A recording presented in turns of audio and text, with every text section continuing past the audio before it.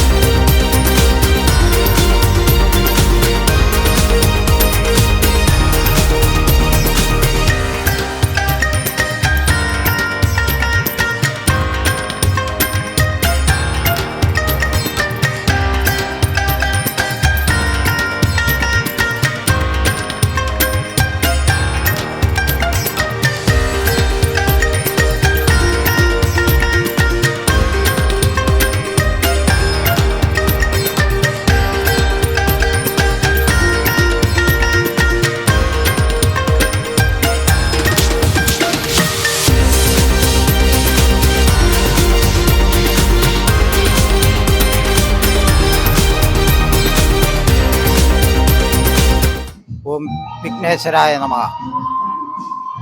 കൊട്ടാരക്കര ശ്രീ മഹാഗണപതി ക്ഷേത്രത്തിൽ ഫെബ്രുവരി 13 പുനഃപ്രതിഷ്ഠയോടുകൂടി ആരംഭിച്ച് Devaswom board member G Sundaresan ഉദ്ഘാടനം നിർവഹിച്ച സപ്താഹ ജ്ഞാനയജ്ഞം ഇന്ന് ഉച്ചയോടുകൂടി സമാപിക്കുകയാണ്.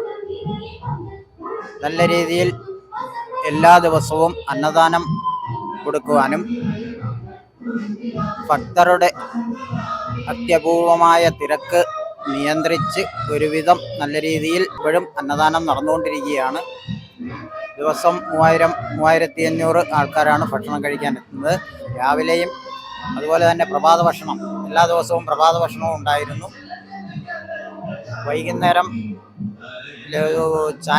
ചായയും എല്ലാം കൊടുത്ത് നല്ല രീതിയിൽ സപ്താഹം അവസാനിപ്പിക്കുവാൻ കഴിഞ്ഞു എന്നുള്ളത് ഈ കമ്മിറ്റിയുടെ നേട്ടമായി കാണുകയാണ്. ഇനി അടുത്ത പരിപാടി എന്ന് പറയുന്നത് 23-ാം തീയതി സർപ്പക്കാവിലെ വാർഷിക പൂജയാണ്. അത് പാമ്പുമ്മേക്കാവ് തിരുമേനി ഇവിടെ മുഖ്യ കാർമ്മികത്വത്തിൽ അത് 23-ാം തീയതി ആരംഭിച്ച് അവസാനിക്കുന്നതാണ്. പിന്നെ ഇതിനോട് ചേർന്ന് തന്നെ മാർച്ച് 8 മഹാശിവരാത്രി, അതും നല്ല രീതിയിൽ ആചരിക്കുവാൻ കമ്മിറ്റി തീരുമാനിച്ചിരിക്കുകയാണ്. കമ്മിറ്റി എല്ലാ അംഗങ്ങളുടെയും പൂർണ്ണമായ സഹകരണത്തോടുകൂടി മാർച്ച് 8 ശിവരാത്രിയോടുകൂടി സമാപനം കുറിക്കും.